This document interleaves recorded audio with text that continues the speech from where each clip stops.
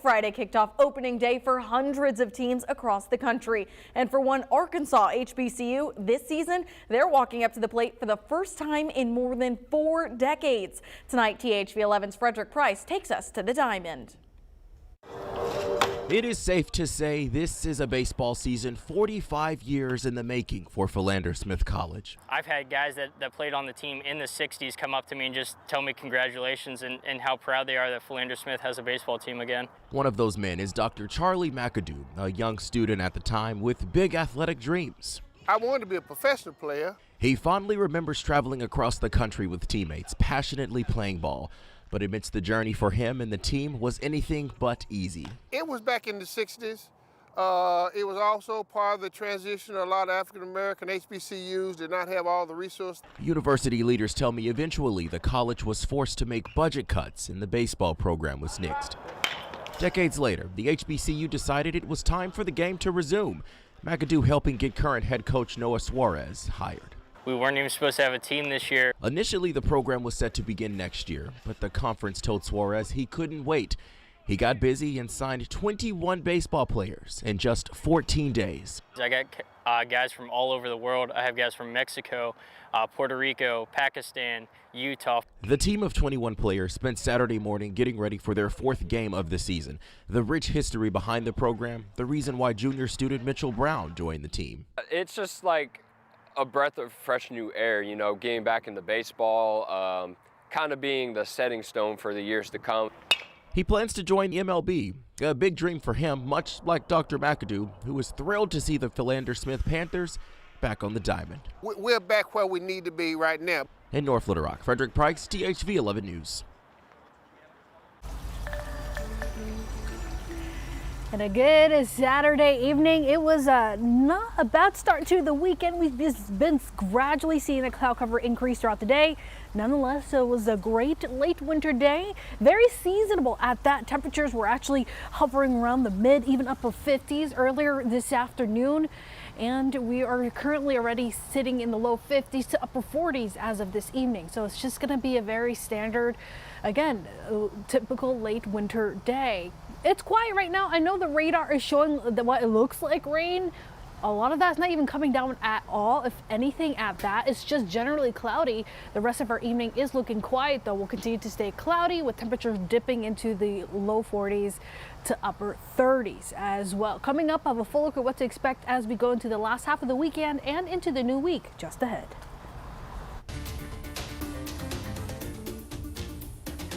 New tonight at 6, a Mulberry police officer is back on the job after an investigation into his role in a violent arrest back in August.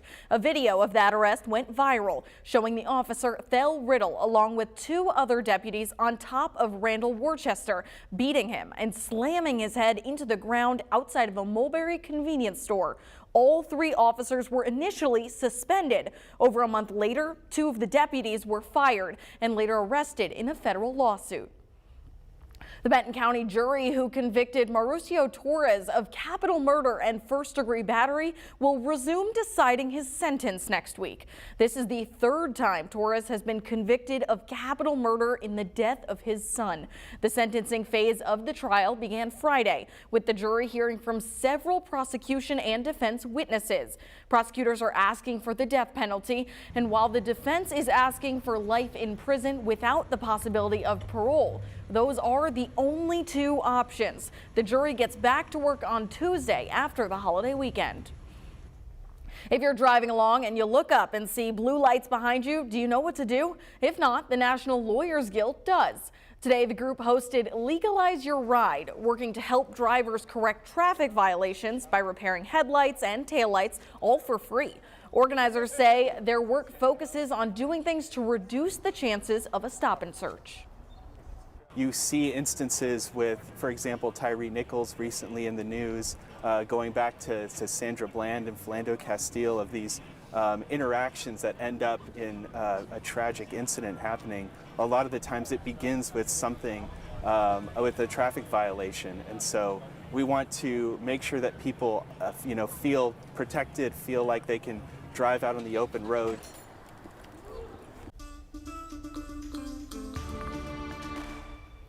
Former President Jimmy Carter is now receiving hospice care. The Carter Center says the 98-year-old decided to spend his remaining time at home with his family and receive hospice care instead of additional medical intervention.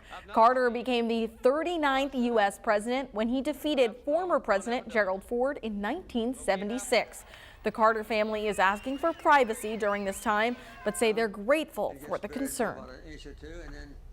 The Federal Emergency Management Agency is being deployed to East Palestine, Ohio, where residents and officials are struggling in the aftermath of a Norfolk Southern train derailment that spilled and burned off toxic chemicals. Christian Benavides has the latest.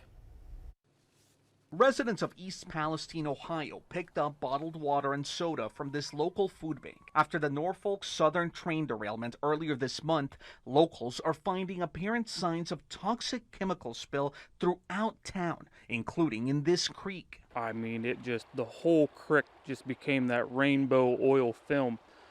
And I'm like, oh my, this is a lot worse than what they're telling us. This week, the Ohio EPA said tests show 5 wells supplying the village's drinking water are free from contaminants. Testing those 5 wells that go into the community system, those 5 wells have all come back clean. After the derailment, authorities conducted a controlled release of toxic vinyl chloride chemicals from 5 of the derailed cars to avoid an explosion. That measure sent flames and a plume of black smoke into the air again. Officials say precautions are being taken to ensure contaminants that reach the Ohio River don't make it into drinking water.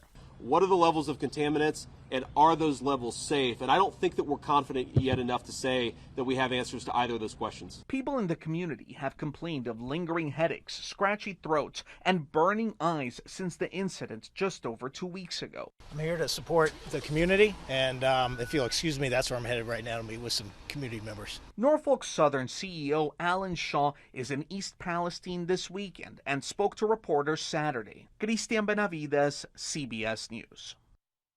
We turn now to a series of deadly shootings in Mississippi. 6 people were killed and 1 person injured in a small rural town near the Tennessee border. The suspect is in custody, facing first-degree murder charges, and the sheriff says more charges are expected. Omar Villafranca has the new details. Police said the shootings began around 11 a.m. in the community of Arkabutla when one man was shot dead outside a store, and then a woman was gunned down in her home. According to sheriff's deputies, the suspect, identified as 52-year-old Richard Dale Crum, fled, but they soon spotted him in a car. After a brief chase, police say Crum was taken into custody. By the time it was all over, police said 4 more people were found dead, 2 inside a home and 2 more outside near the suspect's house. I look out the window and I see... Ethan Cash said he came outside, saw the attacker carrying a long gun, then found one of the victims inside a truck. I go up to the truck where a guy got shot at, and I check his pulse and everything, make sure he's okay. He's already gone at this point. Tonight, the rampage has shaken this town of nearly 300 people. It is such a tragedy, and we never would have thought anything like that would have happened here. Omar Villafranca, CBS News,